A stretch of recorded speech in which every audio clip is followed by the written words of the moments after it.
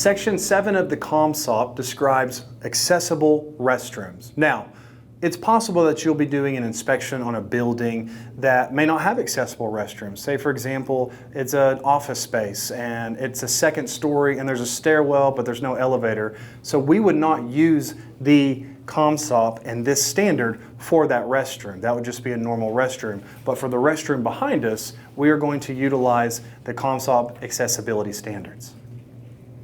7.1 states that public restrooms, there should be one accessible restroom on every accessible pathway or route of travel.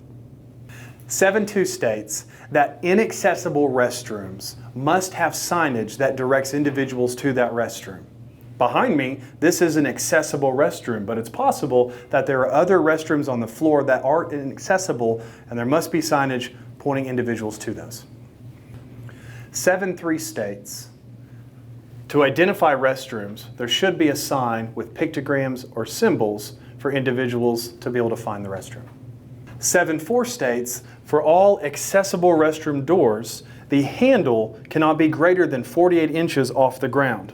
For example, this door here doesn't have a handle, so I wouldn't have to measure this side. On the other side though, there would be a handle, so I want to make sure that I measure that one as I leave the restroom.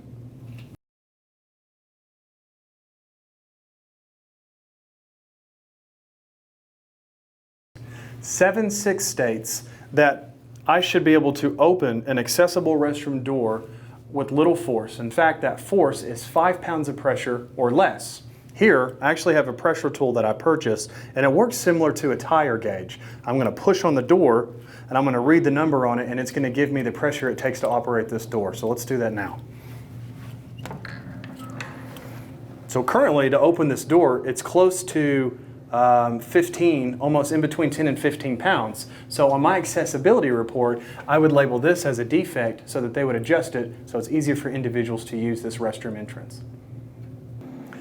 7.7 states that when I am opening the accessible restroom door, that there is at least 60 inches of adequate maneuverability. Now, I don't want to open this door into a dead space or a wall, and as you can see here in this restroom, it opens up to plenty of space all around so individuals can access this restroom properly.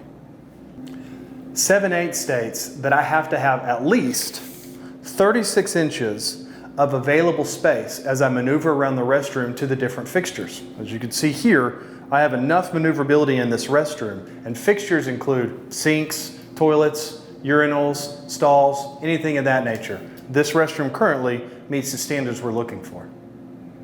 7.9 states that accessible stall doors must be able to be opened with a closed fist. This is my stall door here, and you can see that I'm able to open it easily with my fist.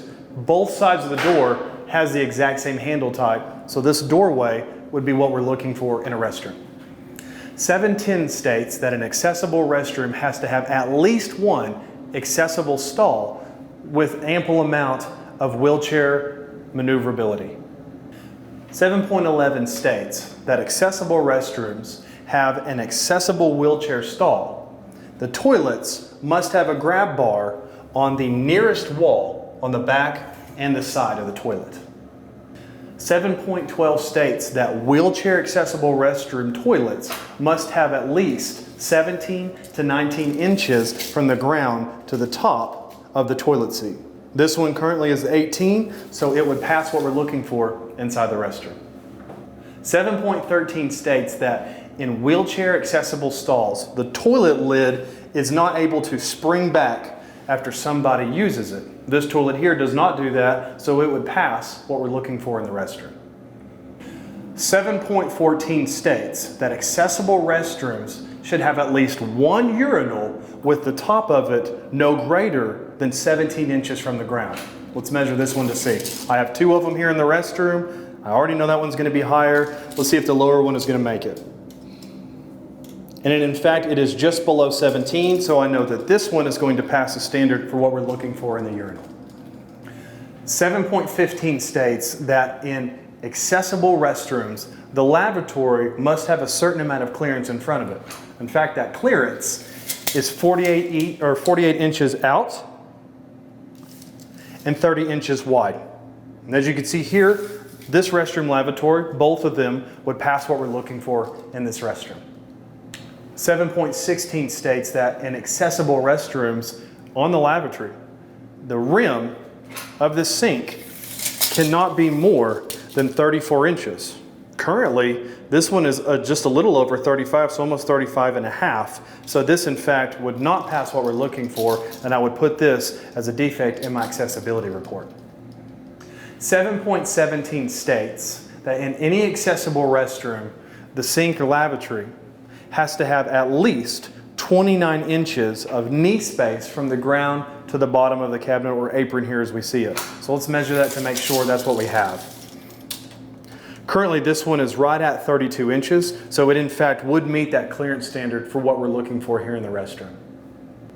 7.18 states that in an accessible restroom, under the lavatory, we need to have free and clear space around the toe clearance. And remember, our toe clearance measurements are 0 to 9 inches. And currently, right now, I have cleaning supplies over here on this side, and I've got boxes over here on this side. So actually, these things are obstructing the space and they need to be removed, and they will be added to my accessibility report when I complete it. 7.19 states that in accessible restrooms, the space under the lavatory, when we're talking about the plumbing, we cannot have any accessible hot pipes or sharp surfaces. What we have here actually is we have a thermal sleeve covering my plumbing, so that's taking care of it. You may also notice that in some restrooms, it actually has a shield that goes all the way from the top to the bottom. We don't have to go behind that shield, we just have to recognize that it's there, but when we do look at the shield, we need to remember our knee and our toe clearances. 7.20 states that in accessible restrooms at the sink lavatory, whenever I come up to a faucet, I have to be able to operate and adjust the temperature with a closed fist. This bathroom allows me to do that. In essence, we don't want to have any sort of faucet that I have to twist or manipulate without my fist being put together. This sink is going to pass what we're looking for in the restroom. 7.21 states in accessible restrooms at the lavatory that if a faucet is self-closing, it has to run for longer than 10 seconds. Now this faucet here, obviously, is manual, but if it is one that's self-closing, make sure you time it so it's within at least 10 seconds or longer. 7.22 states that in accessible restrooms, there has to be an accessible hand dryer and soap dispenser that you can utilize with your fist. Now, in this restroom, these are manual. If I needed to, I could operate that, but as you'll see on my sink here, I have no soap dispenser that I can manually utilize. I just have these push bottles. So this would be something that I would call out and put on my accessibility report for them to update and change. 7.23 states in accessible restrooms, if there is a mirror such as this, the bottom reflective portion of it cannot be any higher than 40 inches. If I look where the bottom of that is and I measure out here, I can see that this is actually 39 inches, so this would pass what I'm looking for inside the restroom. To summarize section 7 of the CompSop restrooms, let's take a walk through one more time to make sure that we remember how we handle ourselves here.